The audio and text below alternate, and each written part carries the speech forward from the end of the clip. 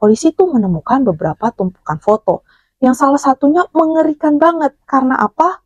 Foto ini tuh menggambarkan tengahnya itu ada kepala manusia yang dikelilingi dengan buah-buahan gitu ya. Ada orange di mana-mana. Diletakkan di piring besar dan dihias.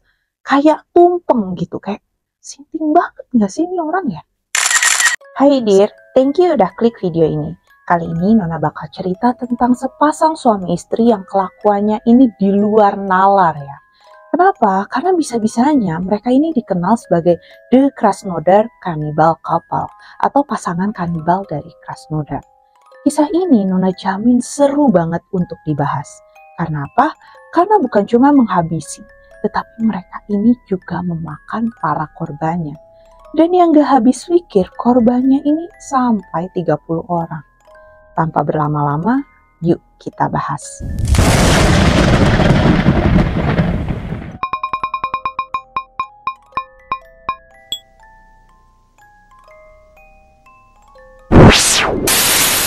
Pada tanggal 11 September 2017, seorang pekerja konstruksi di Rusia menemukan sebuah ponsel yang tergeletak di pinggir jalan raya.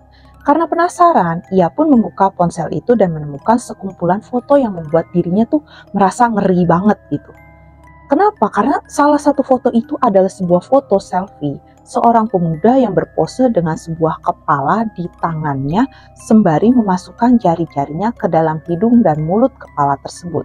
Selain foto selfie itu juga ditemukan lebih banyak foto mayat, bagian-bagian tubuh manusia, dan berbagai macam wig. Dia ini pun langsung melaporkan penemuannya ini ke pihak kepolisian, dan pihak berwenang segera mencari tahu siapa pemilik ponsel ini, dan diketahui bahwa pemiliknya adalah seseorang yang bernama Dimitri. Polisi ini segera memanggilnya dan juga istrinya yang bernama Natalia Bakseva untuk dimintai keterangan. Polisi juga menggeledah flat pasangan ini dan menemukan ada banyak barang yang berantakan dan berbagai foto bagian tubuh manusia yang sudah dipotong. Atas penemuan mencengangkan di flatnya mereka ini, kasus ini pun mulai menjadi sorotan masyarakat saat itu. Nah, sebelumnya Nona mau minta maaf terlebih dahulu apabila ada kesalahan penyebutan nama tokoh maupun nama tempat ya. Karena kejadian ini tuh terjadi di Rusia, yang mana pastinya kawan Nona udah tahu dong ya, huruf dan cara bacanya bahasa Rusia tuh ribet banget gitu ya, kayaknya semuanya tuh hurufnya nggak ada huruf vokalnya gitu, jadi bikin pusing. Dan disclaimer dulu, beberapa orang tuh menyebut nama belakang mereka itu Baksev, ada yang juga menyebut Bakseva. Oke, kita langsung aja mulai membahas lebih lanjut bagaimana sih kasus kanibalisme yang menggegerkan Rusia pada masa itu. Tapi ada baiknya kita mengetahui nih latar belakang kehidupan pasangan ini. Dimitri Bakseva lahir pada tanggal 28 Januari 1982 di Rusia Selatan.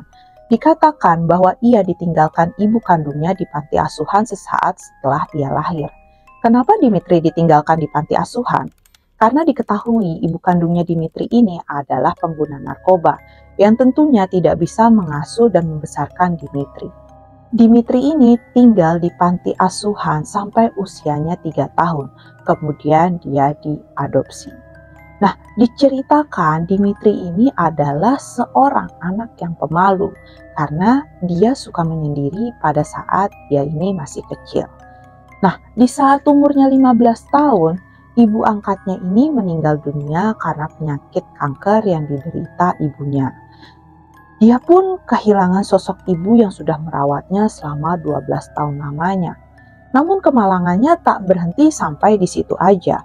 Bak jatuh tertimpa tangga, dia ini diusir dari rumahnya oleh si ayah angkatnya yang bernama Vladimir. Tak lama setelah acara pemakaman ibu angkatnya tersebut. Dimitri ini hanya diberikan sebuah roti oleh Vladimir si ayah angkat ini. Tentu sebagai remaja Dimitri pun bingung harus bertahan hidup ini seperti apa. Pemuda malang ini pun menjadi seorang tunawisma di usianya yang cukup belia. Dan beberapa bulan kemudian, dia ini ditangkap oleh pihak kepolisian karena melakukan kejahatan, yaitu merampok toko dan mencuri mobil. ya mungkin memang dia berniat, ya gimana ya, nggak punya keahlian apa-apa tapi dia mesti hidup. Setelah selesai menjalani hukumannya ini, dia akhirnya mendapatkan pekerjaan di sebuah lokasi konstruksi. Nah, orang-orang di sekitarnya ini tetap mendeskripsikan Dimitri ini sebagai seorang pemuda yang penyendiri, dan bahkan dia memiliki perilaku yang aneh. Dia ini mempunyai kebiasaan untuk mengunjungi bar, karena disinilah dia merasa bisa berkomunikasi dengan sesama pemabuk berat. Dan dari bar ini nantinya dia akan bertemu dengan Natalia. Dan siapakah Natalia? Natalia ini adalah istrinya Dimitri. Natalia sendiri lahir di Rusia pada tanggal 25 Januari 1975. Jadi dia ini 7 tahun lebih tua daripada Dimitri. Nah, tidak seperti Dimitri, dia ini dibesarkan oleh neneknya. Karena ibunya Natalia ini telah meninggal dunia semenjak usianya Natalia masih sangat belia. Natalia ini ketika kecil juga memiliki keinginan menjadi seorang dokter. Maka itu setelah lulus, akhirnya Natalia ini bekerja sebagai seorang perawat senior di sebuah departemen sanitasi pilot Sekolah Tinggi Penerbangan Militer Krasnodar AK Serov. Di sini dia juga menikah dengan suami pertamanya. Ketika itu Natalia baru berumur 23 tahun dan dia pun dikaruniai seorang anak laki-laki. Tapi sedihnya beberapa tahun kemudian suami Natalia ini meninggal dunia. Natalia ini sempat stres banget ya, dan bisa dikatakan dia tuh kayak mengalami depresi, sampai dia harus mengunjungi psikiater. Nah, ketika dia mengunjungi psikiater ini, sebenarnya dia ini nggak didiagnosa tuh memiliki penyakit mental atau apapun ya. Jadi sebenarnya dia biasa-biasa aja gitu. Nah, tapi karena stres beratnya ini, dia pun mulai punya kebiasaan buruk, yaitu kebiasaan mabuk. Nah, ini kebiasaan mabuknya ini mulai muncul. Dan tetangganya juga, tetangga di sekitar Natalia ini mengatakan bahwa Natalia ini adalah seorang pemabuk berat. Dia juga tuh sering mencampurkan minuman alkoholnya dengan obat-obatan. Sebelum menikahi Dmitri Baksev, Natalia ini juga pernah menikah 2 kali. Seperti yang sudah Nona katakan tadi ya, mereka ini akhirnya bertemu di bar saat keduanya sedang mabuk berat. Rasa saling cocok, punya kebiasaan yang serupa, walaupun terpaut usia 7 tahun, Dmitri dan Natalia memutuskan untuk menjalin hubungan sebagai sepasang kasih. Nah, setelah 5 tahun berpacaran, mereka pun memutuskan untuk menikah. Pasangan ini pun pindah ke sebuah asrama sekolah militer di Krasnodar. Lalu anaknya Natalia ini gimana Nona? Apakah mereka tinggal bertiga gitu? Nah, di sini jawabannya enggak. Di sini ketika anaknya sudah beranjak remaja, dia tuh malu gitu sama kelakuan ibunya yang suka mabuk-mabukan gitu. Nah, jadi dia tuh memutuskan untuk meninggalkan ibunya dan hidup mandiri. Karena kebiasaan Natalia yang suka mabuk parah, dia ini dikatakan akhirnya diberhentikan juga dari pekerjaannya karena alkoholisme kronis. Awal mula kanibalisme mengerikan ini terungkap adalah pada saat Dimitri ini kehilangan ponselnya. Dalam ponselnya itu terdapat kumpulan foto-foto dirinya bersama bagian-bagian tubuh manusia. Dia ini juga sempat berpose selfie bersama potongan tubuh manusia tersebut. Nah, ponselnya ini ditemukan oleh seorang pekerja konstruksi bernama Roman Komyakov di jalanan gitu. Roman ini membuka ponsel itu dan dia tuh menemukan foto-foto janggal dan menyeramkan. Fotonya apa? Nah, jadi si Dimitri ini selfie dengan tangan manusia yang setengah sudah berada di dalam mulutnya. Dan pastinya si Roman ini shock banget ya, kayak gila apa gitu. Nah, terus dia akhirnya langsung gitu melaporkan ke pihak kepolisian. Nah, mudah aja buat polisi untuk menemukan siapa sih pemilik handphone tersebut dari SIM card-nya ya. Nah, akhirnya polisi ini datang menginterogasi Dimitri dan istrinya. Pada saat polisi menginterogasi, sebenarnya yang diinterogasi pertama tuh si Natalia. Nah, Natalia yang sempat diinterogasi ini tapi nanggepinnya tuh tanpa rasa bersalah. Natalia ini tuh malah ngomong kalau ya saya nggak tahu apa-apa Pak. Bisa ya istri sendiri nggak tahu apa-apa gitu. Nah, kalau si Dimitri ini juga sempat mengelak dan mengatakan bahwa dia tuh menemukan mayat itu di semak-semak, terus dibawa pulang dan dia selfie gitu aja. Aneh banget gak sih? Gitu. Orang gila mana yang selfie dengan potongan tubuh seseorang? Masa kalau kamu ketemu potongan tubuh seseorang di jalan, adanya mungkin kalau Nona sih akan teriak-teriak dan minta tolong gitu ya. Kayak serem banget. Nah ini potongan tubuh orang dibawa pulang terus selfie, kan gila gitu ya. Nah, dan ini cuman salah satunya. Alibi ini tentunya pasti terasa aneh untuk para polisi. Kita aja pasti nganggapnya aneh ya. Nah, setelah didesak terus menerus gitu, ditanyain lagi, diinterogasi lagi, akhirnya Dimitri ini mengakui bahwa ia telah membunuh seorang wanita. Lalu pihak kepolisian ini pun menggeledah tempat tinggal pasangan ini untuk menemukan bukti-bukti lebih lanjut. Dan benar aja, mereka menemukan hal-hal yang lebih mencengangkan. Kondisi tempat tinggal mereka yang digeledah ini benar-benar berantakan banget. Pakaian dan kertas-kertas itu berserakan di lantai, sampah di mana-mana. Sampai polisi juga menemukan 10 handphone yang dibuang begitu saja. Nah kan, HP siapa yang dibuang gitu? Di dalam rumah yang berantakan itu, polisi tuh menemukan beberapa tumpukan foto. Yang salah satunya mengerikan banget. Karena apa? Foto ini tuh menggambarkan tengahnya itu ada kepala manusia yang dikelilingi dengan buah-buahan gitu ya. Ada orange di mana-mana. Diletakkan di piring besar dan dihias. Kayak tumpeng gitu, kayak sinting banget nggak sih ini orang ya? Selain kondisi rumah yang berantakan, polisi ini juga menemukan sebuah toples misterius dan makanan di dalam freezer yang belum diketahui nih terbuat dari apa. Toples ini tuh aneh ya, seperti lemak atau organ atau apa gitu ya yang disimpan dalam cairan. Makanan-makanan dalam kulkas ini juga dikatakan cukup aneh. Jadi polisi ini membawa sampelnya untuk dicek kembali apakah ini memang berasal dari daging hewani atau bahkan daging manusia gitu ya. Kemudian ditemukan juga wig yang terletak di sebelah microwave. Polisi juga menemukan wig lain di rumah itu dan bisa tebak gak wig itu asli apa palsu? Ya benar dir, itu wig asli, nggak cuma rambutnya tapi masih nempel sama kulit kepalanya, alias korbannya ini dikuliti kepalanya. Duh, nggak bisa berkata-kata deh Nona. By the way, isi toples sama makanan di kulkas ini ya udah diperiksa ya, dan benar aja bukan daging sapi, ayam atau babi ya, tapi daging manusia. Alias korbannya si Dimitri sama Natalia ini seluruh tubuhnya itu digunakan untuk ya kepentingan dua orang sakit ini gitu. Nah, penemuan lain yang membuat kepolisian merasa ngeri adalah ditemukannya buku resep makan malam dengan menggunakan daging manusia sebagai bahan bakunya. Buku resep itu ditulis tangan oleh Natalia Baksif. Selain itu ada juga penemuan video tutorial tentang cara memotong dan mengambil daging tertentu atau kelompok otot dari tubuh manusia. Pokoknya kalau dibuat judul tuh bagaimana cara menjadi kanibal yang baik. Nggak ngerti lagi loh Nona sama dua orang ini. Dan tentunya masih banyak lagi penemuan mengerikan yang ditemukan oleh pihak kepolisian di tempat tinggal Dimitri dan Natalia. Lalu sudah ditemukan bukti-buktinya, apa sih sebenarnya yang dilakukan pasangan sinting ini tuh? Setelah penemuan di tempat tinggal pasangan itu oleh kepolisian, Dimitri dan Natalia Baksif ini pun ditahan.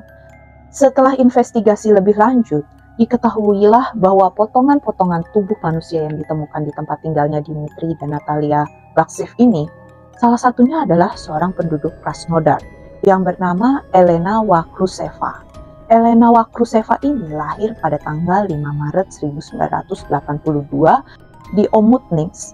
Dia ini adalah seorang pelayan dan korban terakhir pasangan sadis ini. Pembunuhan yang dilakukan oleh pasangan ini terhadap Elena terjadi pada tanggal 8 September saat sesi minum alkohol bersama. Namun tiba-tiba terjadi pertengkaran antara Natalia Baksif dan Elena Wakruseva. Natalia ini menuduh si Elena menggoda suaminya Dimitri dan akhirnya terjadilah pertengkaran tersebut. Natalia yang merasa marah dan cemburu malah menyuruh suaminya untuk membunuh Elena, di mana wanita itu juga ikut aktif dalam pembunuhan tersebut. Elena Wakruseva ini meninggal akibat beberapa luka tusukan yang dideritanya. Setelah itu, Dmitri memotong-motong tubuh wanita itu dan berfoto selfie dengan bagian tubuhnya sebelum akhirnya membawa mayat Elena ke tempat tinggal mereka.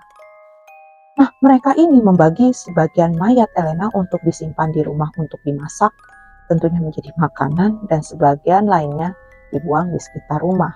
Selama penyelidikan di tempat tinggal keluarga Baksiv ini, pihak berwajib menemukan pecahan tubuh manusia dalam larutan garam, makanan, dan daging beku yang tidak diketahui asalnya. Pasangan Baksiv ini dikabarkan telah membunuh sekitar 30 orang dalam kurun waktu 18 tahun, sejak tahun 1999. Tak hanya daging manusia, mereka ini juga memakan daging anjing dan kucing yang sudah mati.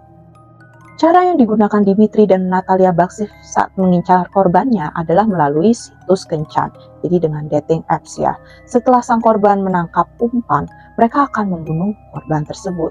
Hal mengerikan lain yang ditemukan dalam kasus ini adalah perilaku keji Dmitri setelah membunuh korbannya.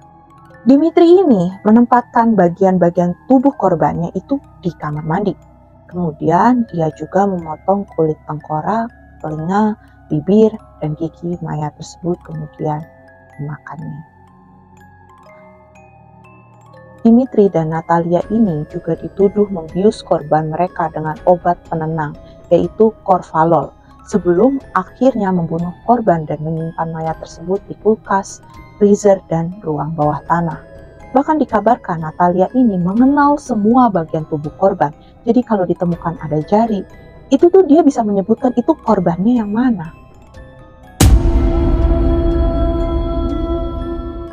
Atas perbuatan keji mereka, Natalia Baksiv dinyatakan bersalah pada bulan Februari 2019. Pengadilan memutuskan bahwa ia ini bersalah atas hasutan untuk membunuh orang lain. Lalu Natalia dijatuhi 10 tahun penal koloni dan 1,5 tahun penjara. Apa sih penal koloni? Penal koloni atau koloni tahanan adalah sebuah pemukiman yang terasing di mana tahanan dikirim ke sana untuk tinggal dan menjadi buruh kerja di sana. Namun Natalia ini tidak menerima keputusan dari pengadilan. Wanita itu akhirnya mencoba mengajukan banding, tetapi hukumannya tetap tidak berubah. Sementara suaminya, si Dmitri ini dijatuhi hukuman 12 tahun 2 bulan penjara pada 28 Juni 2019 dengan keamanan yang maksimum. Selain itu, ia juga diberi resep pengawasan dan perawatan wajib oleh psikiater. Namun, sebelumnya ia selesai menjalani hukuman selama 12 tahun, ia ini dikabarkan meninggal dunia di penjara pada tanggal 16 Februari 2020 karena penyakit diabetes yang dideritanya.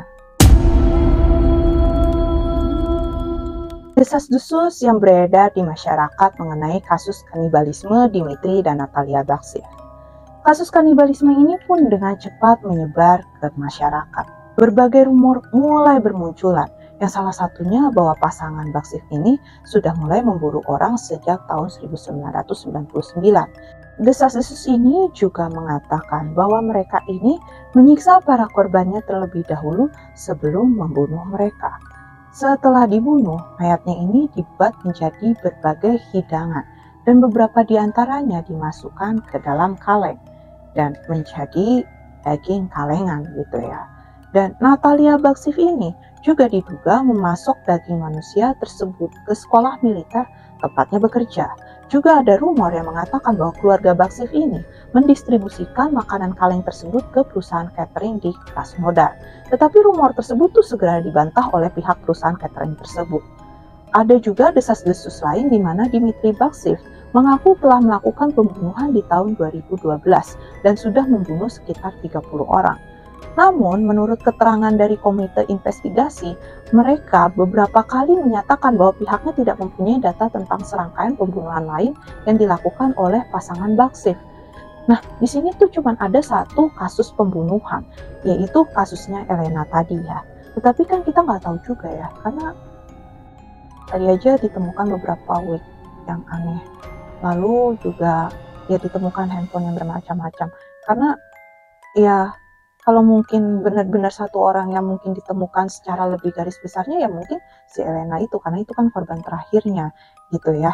Karena ya yang lain korbannya ya udah nggak ada bentuknya gitu. Nah, karena berdasarkan informasi si Natalia dan Dimitri ini baru bertemu di tahun 2012. Jadi tidak memungkinkan kalau mereka ini melakukan tindakan kanibal bersama sebelumnya. Nah, lalu ada yang mengatakan juga kalau misalnya mayatnya ini benar 30 yang melakukan pembunuhan lebih banyak ini adalah si Natalia, dan disinyalir otak pembunuhan itu ya si Natalia. Jadi si Dimitri ini lebih ke eksekutor gitu ya. Tapi apakah dia melakukannya ini sendiri, atau mungkin kalau sebelum sama Dimitri ini apakah dia ada yang membantu?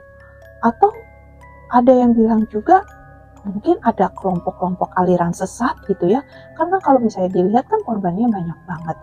Apa mungkin cuma mereka berdua atau Natalia sendiri yang melakukan? Ya nggak ada yang tahu pasti sih ya. Dan ingat nggak sih sama anaknya si Natalia ini yang sudah besar dan memilih hidup mandiri? Nah, apakah si anaknya ini mengetahui kelakuan ibunya? Atau mungkin apa jadi dia membantu ibunya? Ya nggak ada yang pernah tahu juga gitu. Dan suami pertamanya ini juga kenapa meninggalnya? Ya nggak ada yang ceritain, nggak ada kasusnya ini ditilik lebih lanjut gitu ya. Apalagi suami keduanya Natalia ini nggak ada ceritanya sama sekali. Atau mungkin ya Natalia sama Dimitri ini mungkin sudah jadi kanibal saat pacaran gitu, jadi waktunya lebih lama. Ya nggak ada yang bisa memastikan sih. Oke, sekian kisah kali ini tentang pasangan kanibal di dunia yang gila banget bisa memperlakukan korbannya sekecil itu. Dan hampir 20 tahun gak ketahuan.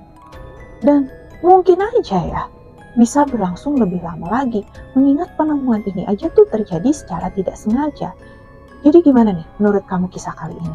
Apakah hukuman yang didapat oleh Dimitri sama Natalia ini udah cukup, atau harusnya mereka ini dihukum mati atau penjara seumur hidup? Yang pasti kan kalau si Dimitri ini sudah akhirnya meninggal di dalam penjara, katanya akibat penyakit diabetes gitu ya. Nah, please banget, kamu bisa banget komen tentang kisah kali ini. Kalian juga bisa kasih saran kasus-kasus apa yang harus Nona bahas selanjutnya. Dan jika kamu punya kisah yang menarik, boleh banget berbagi kisah kamu ke email Nona di nonagautmalam@gmail.com. Kalau kamu suka video ini, jangan lupa untuk like, subscribe, dan tekan tombol lonceng biar Nona tuh makin semangat untuk menghadirkan kisah-kisah yang bikin bulu kuduk kamu merinding. Bye!